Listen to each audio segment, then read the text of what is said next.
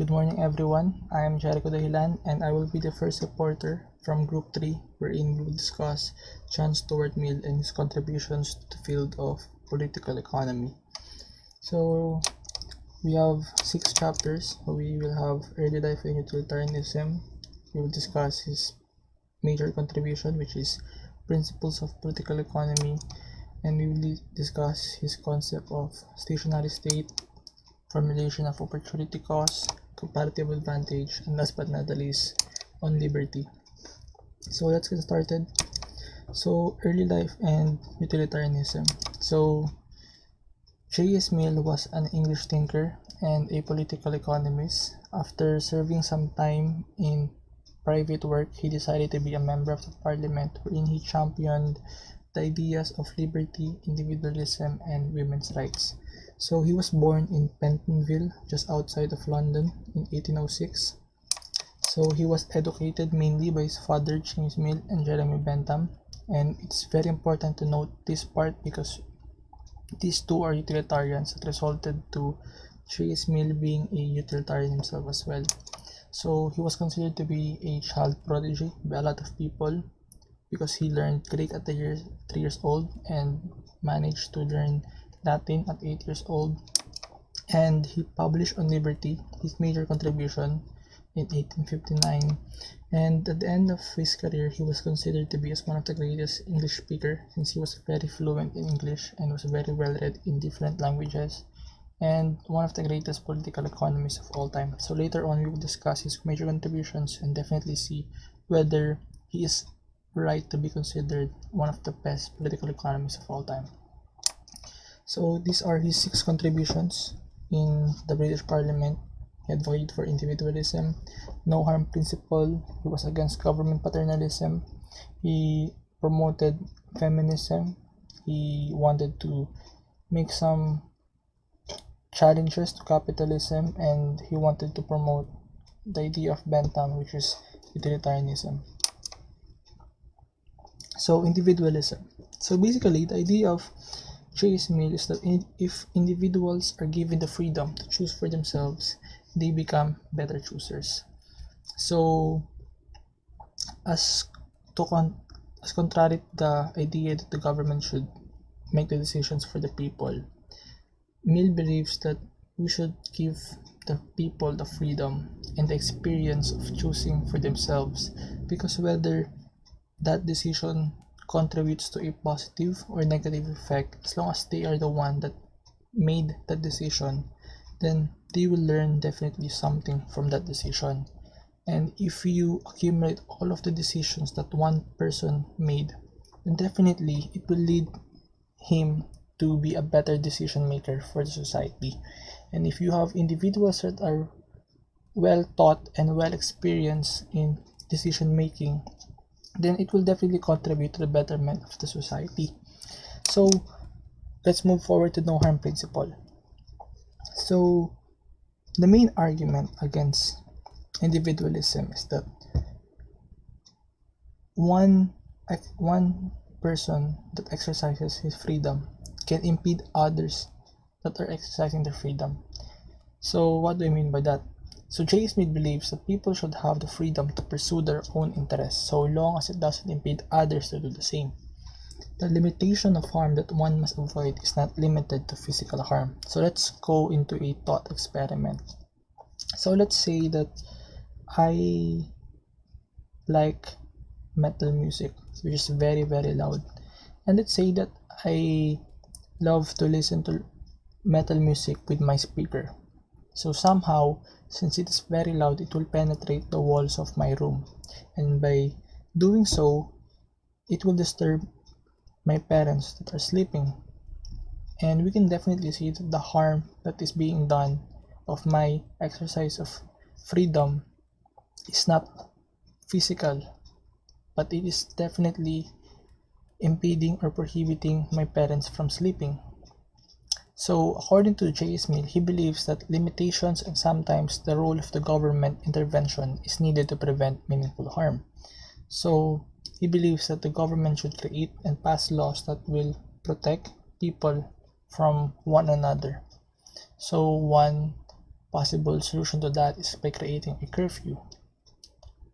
And J. Mill believes that the nature of the market and the potential to overcome the conflict of different interests will always lead to different innovations. So another solution that one can make is by creating earphones or by using headsets.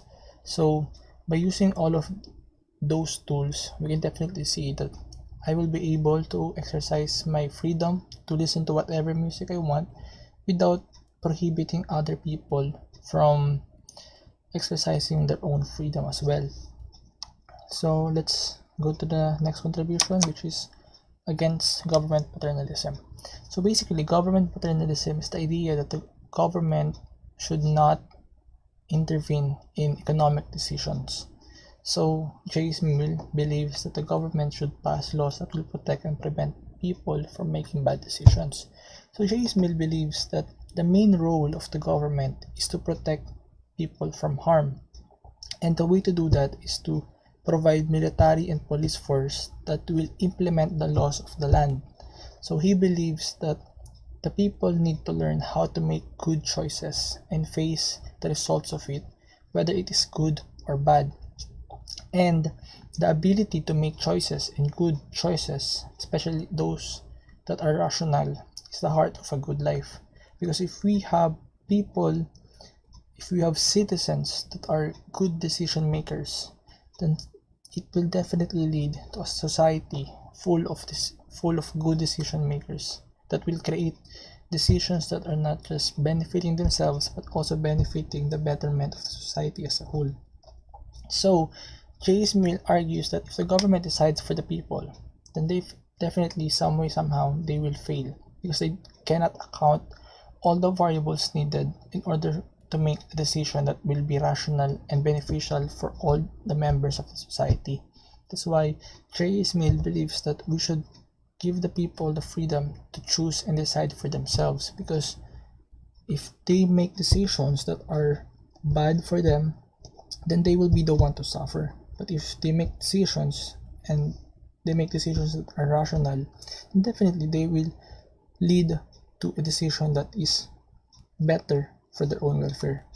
So let's move forward to feminism. So during his time, Mill was considered as a reformer because of his fight for the equal rights and opportunity of all, including women. So since Mill was an advocate of individualism, he believes that we should also empower the women and we should not exclude them. So we should give them access to quality education. We should let them decide who they will vote in the parliament and who will represent them in the government. And we should not give them a hard time in filing for divorce or filing for remarriage with other people.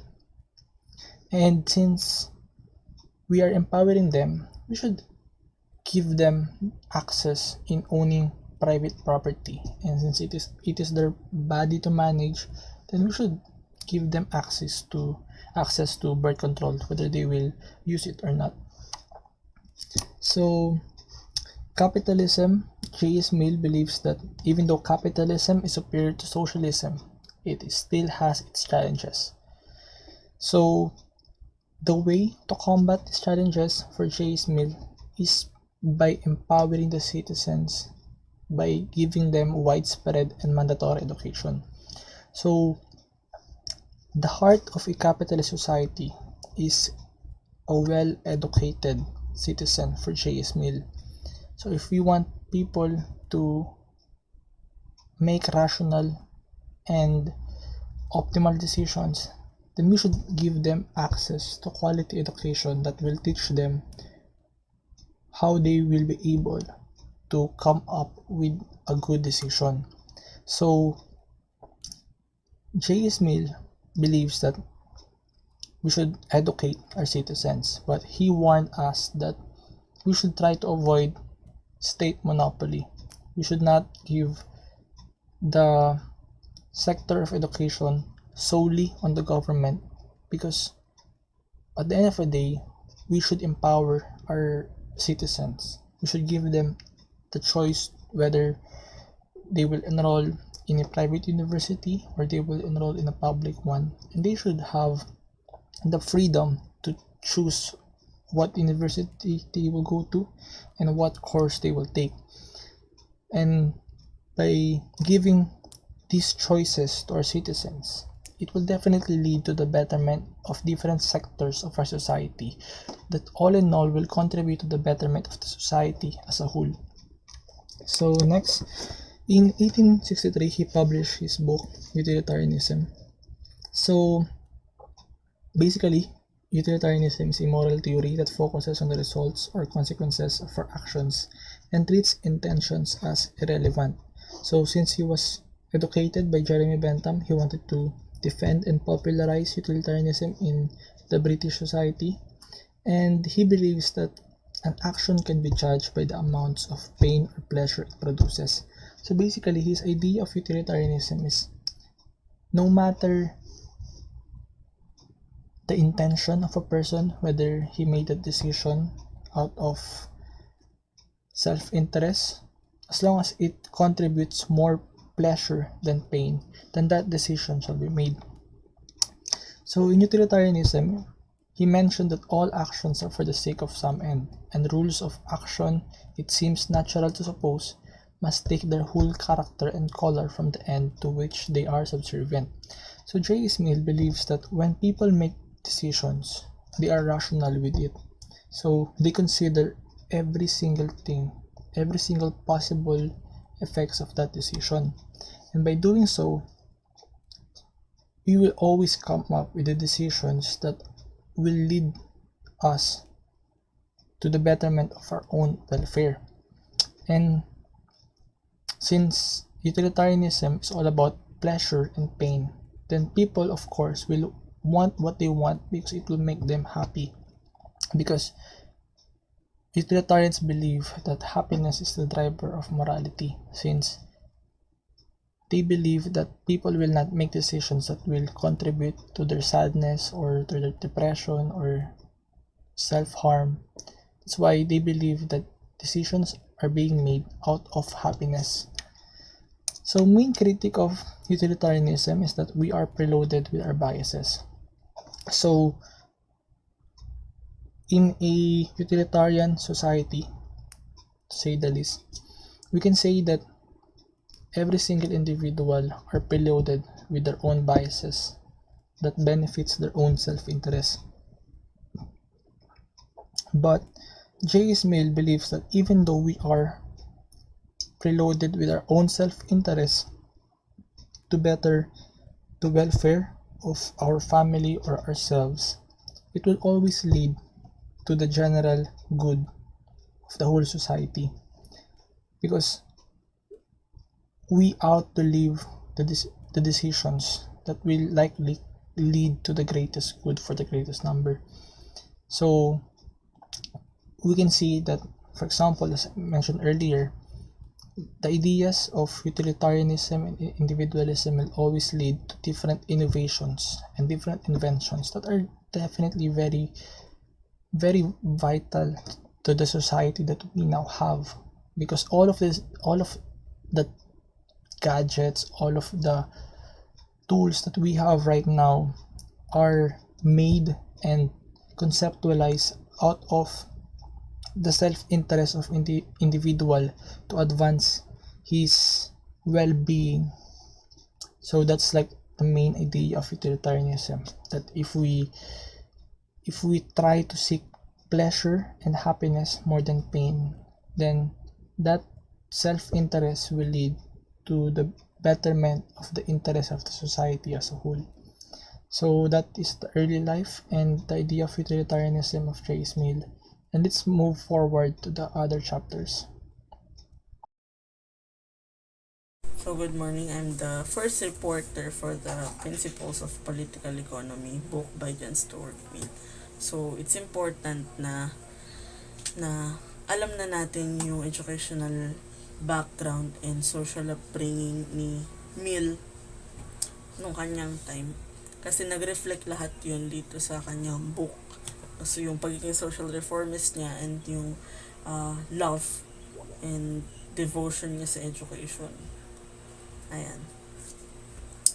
So, hinati ko sa tatlo. Basics of the book, book 1 to 5, or notable contributions from the book, and as well, yung analysis and conclusion. Yung analysis and conclusion, meron pang madadagdagan pa yan, I guess, sa mga following reporters. So, yung basics of the book, yun nga lang naman, kung ano naman kailangan nating malaman. Important to note lang naman dito is yung political economy na in-study nila dati. Yun yung macroeconomics na pinag-aaralan natin ngayon.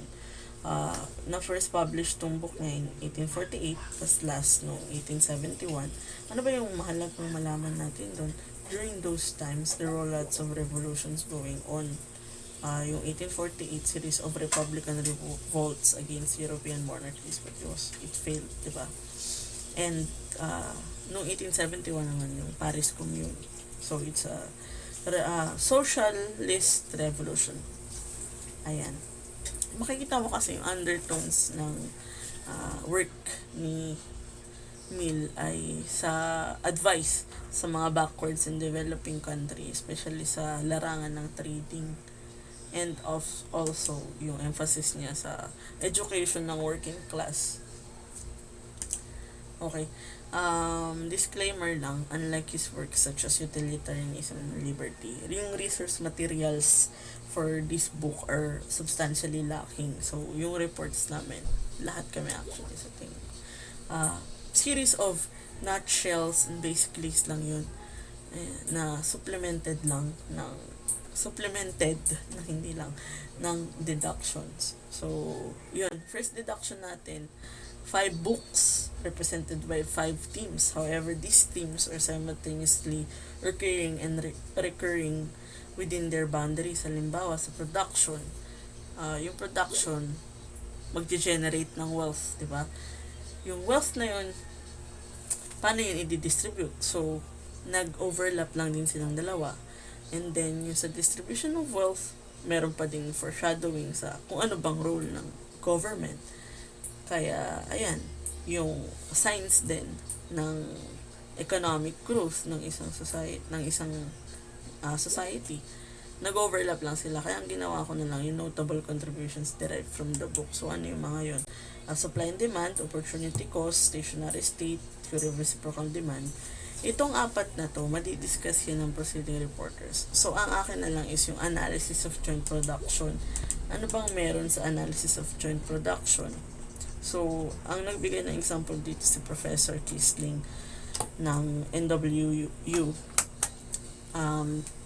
Sabi niya, example natin dito, di ba kasi ang paradox, isa more like sa value to exchange value. Paradox natin dito is yung cow. Yung cow, yun yung magiging input natin. So, isa lang input. Pero gagawa tayong dalawang output. Yung beef at saka yung hind for leather making. So, ang important economic question dito is, how do you take the cost of the cow and attribute various part of the cost to the production of each good? So, how do you divide up the cost of raising the cow, the processing, and the subsequent production of both output? So, paano yun? We'll emphasize the role that the demand plays in the allocation of common cost. So, basically lang naman dyan, yung demand sa beef, ayun yung mag-determine ng price and value. So, ang magdedetermine nun is yung market for beef. And dun sa hind naman for leather is yung leather market. And from that, pagkakasal mo silang dalawa, and dun mo i-divide yung magkano yung cost ng raising the cow. So, yun lang naman. Dito na tayo sa conclusions. Yun, number 1, Mill approach was more philosophical and less empirical. So, hindi rin siya gumamit ng maraming mga formulas and graphs. And yung approach niya kasi, trinay niyang bigyan ng puso yung capitalist. Kasi, kahit na nakapanig sa liberal yung role ng government, which is yung security nga lang, and under that, optional na yun, and questionable. Para sa kanya, meron pa, maganda pa din yung socialism, diba? Kasi collective approach yun. So, para sa kanya, feminist kasi diba, yung role ng women, para sa kanya sa workforce, kailangan, okay lang din. And Mill firmly believes that it is only the well-educated and therefore enlightened citizen who can help society grow. Moreover, education allows the lower class to become more socially active and responsible. So yung, kita mo yung love niya sa education. So lastly, um, Mill's approach to economics is based on his belief in the superiority of socialism. So, very kind of ironic, diba? In which economic production would be driven by cooperatives owned by the workers or workers. So, yes, to working class upbringings. To this end, Mill argues that the laws of production may be natural laws, but the laws of distribution are created and enacted by human beings. So, wala daw tayong control sa consequences ng actions natin. In other words, wealth is the natural end product of labor. But the distribution of wealth is determined by the decisions and the will of actual people, or more likely the elite, and is not simply part of the order. So, ayun lang naman. And thank you sa pakikinig. So, I'm open to questions. So, next reporter. Thank you. Another concept of Stuart Mill was his idea of a stationary state. Economical progress in the sense of the progress of capital, population. So when this progressive movement happened, people would further ask questions to what goal, towards what ultimate point is society tending its progress, when progress ends, in what condition are we expected to leave mankind. Like his predecessors, he also explained how Alexis' fair economy will reach its highest point, which we call stationary state, because they believe that a progressive state will eventually turn into a stationary state. So what is a stationary state? A stationary state is a condition of economic stagnation whereby society reaches its physical limits of economic growth, simply reproduce wealth, maintaining capital stocks, and preserving non-renewable resources. Therefore, stationary state is the highest development where an economy can reach. We all know na kapag nasa highest point ka na, ang gagawin na lang ng society ay paulit-ulit gamitin yung wealth nila in terms of replacing worn out goods, example, old factory, machines, and such. Maintaining capital stocks, planta, equipment, and other materials that help with production, and also preserving non-renewable goods. Because there's no reason to expand the production anymore dahil they reached the what we call stationary state. Moreover, Mill believed that the stationary state was a blissful result of economic progress, kung saan kaya daw na-reach ang stationary state dahil nagkaroon ng development ang ekonomiya. Kasi unlike to his predecessors, ang stationary state daw ay gloom and poverty.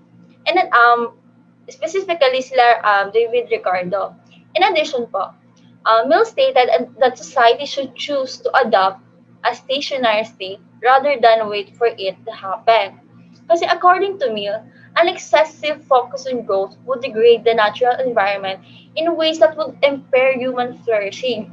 If mawawala daw kasi ang great portion of nature, which it owes to the things that unlimited increase of wealth and population, it would result or degrade the nature to be able to support a larger, but hindi better or happier population. Kasi nasabi ni Neil na for the sake of future generation, we should choose to adopt a stationary state rather than wait for it to happen. So, according to Mill, stationary state became a kind of utopia. Kasi yung the way he gave meaning to stationary state is very ideal because having achieved its highest point, the state achieved high level of wealth accumulation, workers realized the negative effects of population growth, and as population becomes stable or stationary, wages will not fall and production stops to grow. Kasi, di ba, if stable na yung population, hindi na bababa ang wages dahil wala na madadagdag na bilang sa population and also production stops to grow dahil wala na pong reason for the producers to increase the production dahil wala naman na nadadagdag sa magko-consume. In addition, we also pointed out the stationary condition of capital and population implies no stationary state of human improvement. Hindi naman ibig sabihin na kapag stationary state na, yung condition ng mga kapital, ng mga population, ay wala ng human improvement. Kasi according to Mill, in his book of the stationary state, na kapag na-reach na natin ang stationary state, there will be scope as ever for all kinds of mental culture, moral and social progress, as much room for the improve of art of living, and much more likelihood of its being improved. Indeed, Mill's argument concerning the stationary state unabashedly are utopian. They provide a vision that seeks to reconcile the possible with the aesthetically and morally ideal. Lastly, pointed out, Mill pointed out that analysis of stationary state only applies to the presently industrialized nations, where developing countries are not included because they have not yet reached the level of economic well-being necessary to have zero economic growth.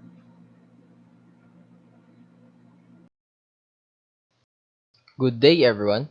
My name is Jasper Declaro, and I'm here to discuss about the formulation of the ideas of opportunity cost by John Stuart Mill. As we all know, opportunity cost is the cost of something in terms of an opportunity foregone whenever a decision is made, because it is the next best alternative that is foregone. Under constraints, people make choices that maximize their happiness in life because we aim for economic efficiency, which is a leading criterion for resource allocation. Mill was also the first to formulate the notion of opportunity cost as shown from his work called Principle of Political Economy. The concept of opportunity cost is somewhat similar and related to his utilitarianism, in which to act in such a way to generate the maximum quantum of well-being, happiness, or utility.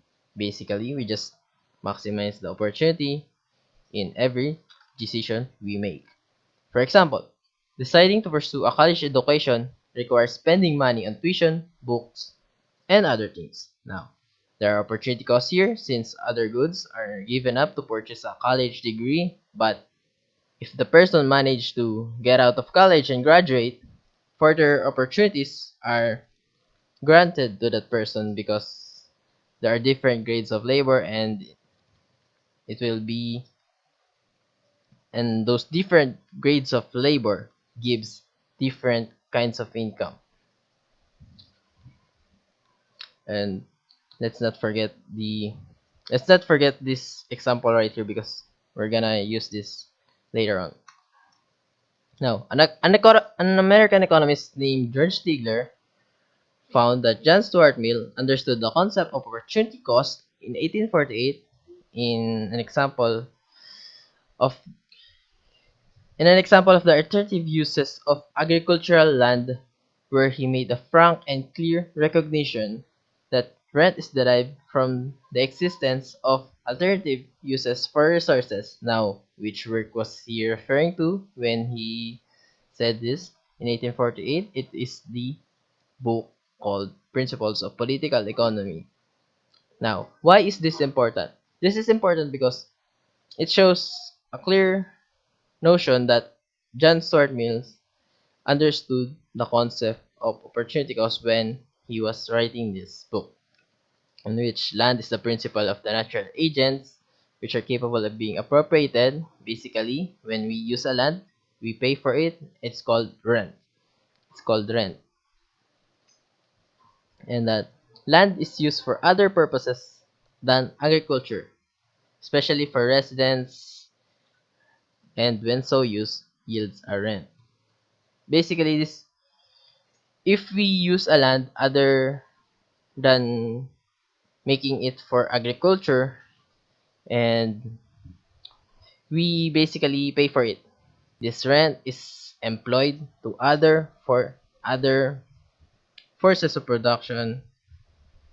Now let's talk about paying cost and opportunity cost relative to making goods and services. But first, what is paying cost?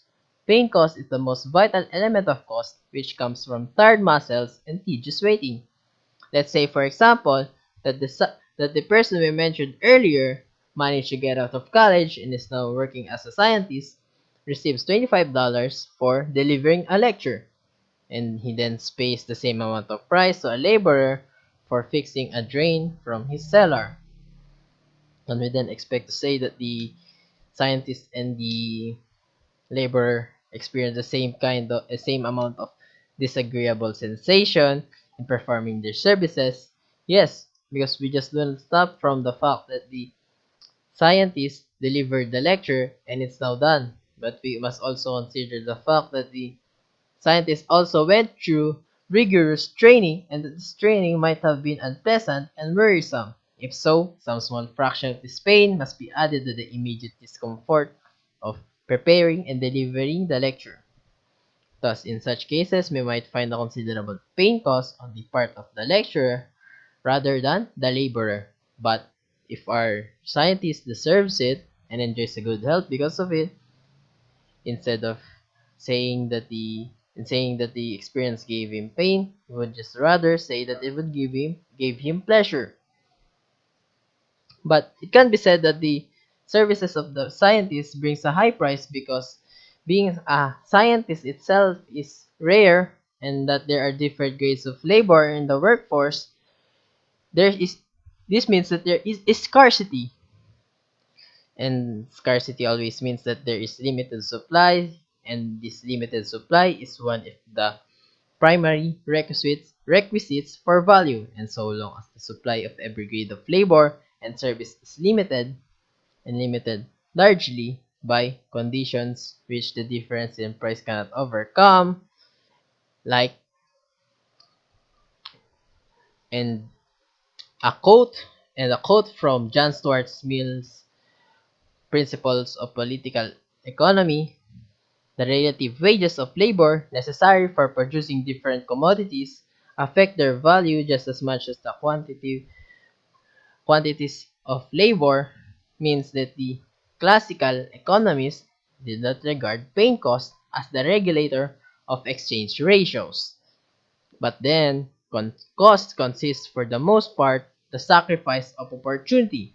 But why is it called the sacrifice of opportunity? Because, for example, a man cannot keep working at a bookstore for $100 a month when he can work as a superintendent of all the shops for more profit.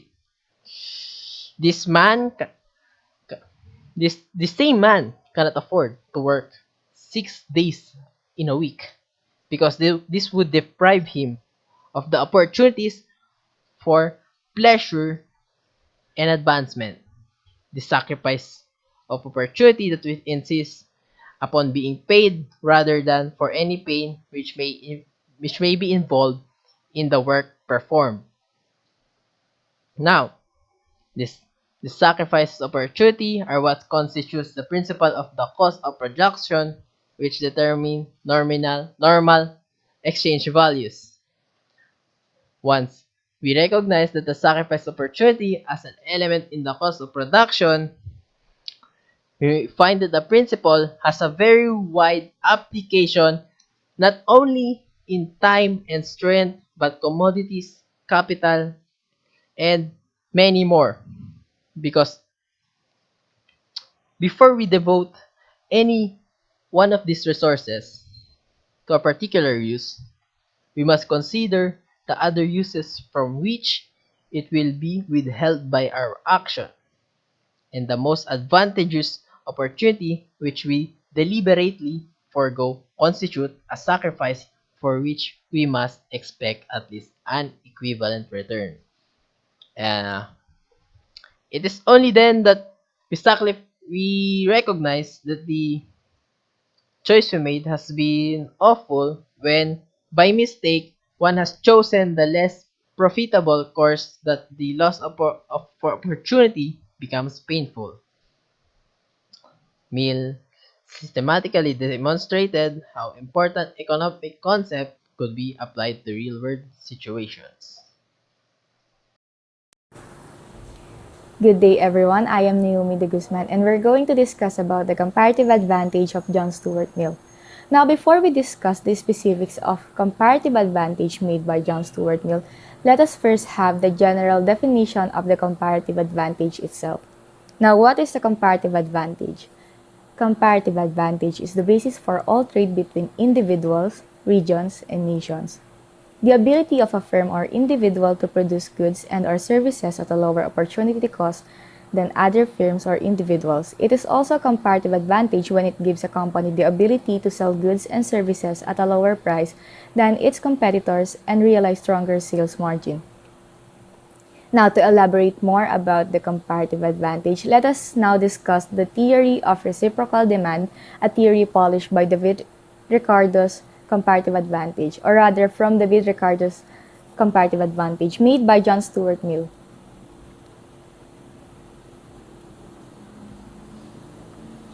Another area that Mill used to build on Ricardo's foundation and to advance our understanding quite substantially was in the area of comparative advantage, in which Ricardo has pioneered in his work in 1817, and in whereas Mill developed and made the argument more rigorously and more eloquently and took it in a further direction about trade. And think about the fact when you have an international trade, you've got a person in a country A and a person in country B, that they are each of those people in which simultaneously both a producer and a consumer.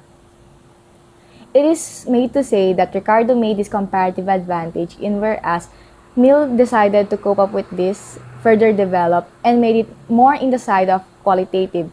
Sa madaling salita, sinasabi na yung ginawa dati na comparative advantage ni David Ricardo ay pinaglinang ni John Stuart Mill sa pamamaraan na mas ipinaliwanag niya yung kung paano tumatakbo yung comparative advantage sa mas malinaw na paraan at mas nagtungo po tayo sa pagpapaliwanag na side instead na about sa computation. But kahit hindi gaanong maraming computation yung ginawang comparative advantage ni John Stuart Mill, mas nabigyan linaw kasi mas maraming nasagot na tanong na hindi nasagot sa dating comparative advantage na nagawa ni David Ricardo.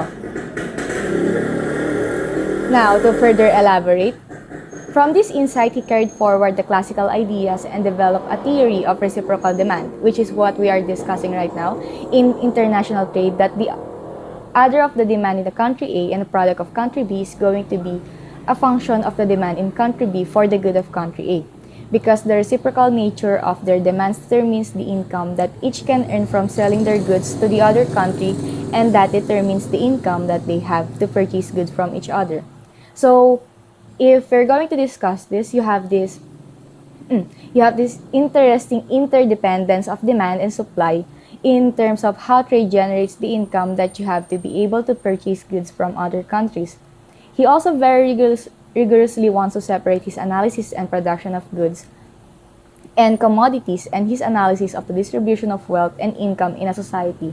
He also argues that two are not related and you can analyze production separately, and that the distribution of income and distribution of wealth is determined not by the product relation but through human developed institutions such as law, legislation, regulations, and so on.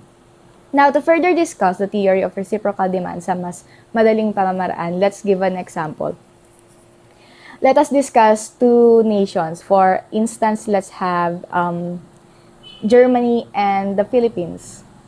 For instance, meron tayong demand sa computer, then meron demand ang Germany para sa, kumukuha ng demand ang Germany sa spices. Ngayon, let's assume na mas malaki yung pangangailangan ng Germany para sa spices compared sa pangangailangan natin sa computer. So, ang magiging ratio po natin is the stronger the demand of the Germany for the spices, the higher the price that the Germany will pay for us for that spices. In whereas, hindi magiging ganun kalaki yung payment natin para sa computer. So, the closer and actual exchange of rate will be one spice or paminta, kunyari. One pepper is equivalent to 2 computers. So, nakadepende yung price natin kung gaano nangangailangan yung isang bansa, yung demand nila, doon sa isang gamit. So, that is how we is simplified the theory of reciprocal demand. However, if the stronger the Philippines demand for the computer from the Germans, the higher the price of the Germans will give for the Philippines to pay. So the closer and actual exchange rate for that is 1 spice or pepper is equal to 1 computer. Ganun yung nagiging theory about sa reciprocal demand. But the actual ratio will depend upon the reciprocal demand and the strength and elasticity of each country demand for the other country's product. If Germany's demand for instance, if Germany's demand for Philippines pepper is more intense or inelastic in a way, then the terms of trade will be nearer to 1 is equal to 1. in a ratio of 1:1. And Germany will be prepared to exchange 1 unit of, let's say, the computer, uh, 1 unit of computer to Philippines. The terms of trade will move against it and in favor of England. Consequently, Germany's gain from trade will be less than that of the Philippines. On the other hand, if Germany's demand for the Philippines cloth is less intense or more elastic, then the terms of trade will be nearer to 1:1.33. And Germany will be prepared to exchange its more than its computer unit just for the sake of the higher the demand that they want from the spice itself, from our country. And vice versa, if the things happen, that will be also the same thought. Now, before we end this discussion, let us first give a further explanation about the equilibrium terms of trade from John Stuart Mill. Now, the theory of reciprocal demand it is a terms of trade determined by the relative strength of each nation demand for the other nation's product. That is the simplified explanation. Now, what are the pros and the cons of this comparative advantage? First of all, for the advantages, it reduces the cost and increases competitiveness for domestic companies. Next, it also increases exports to countries in which new jobs are created. And lastly, higher level of repatriated earnings reinvested into the domestic economy. Now, for the disadvantages of this comparative advantage, it reduced the employment in specific industries and it has lower wages and particularly for unskilled workers. And that's the end of our report for the comparative advantage, and that's the end of our group. Thank you very much for tuning in and for listening about the works of John Stuart Mill. Goodbye.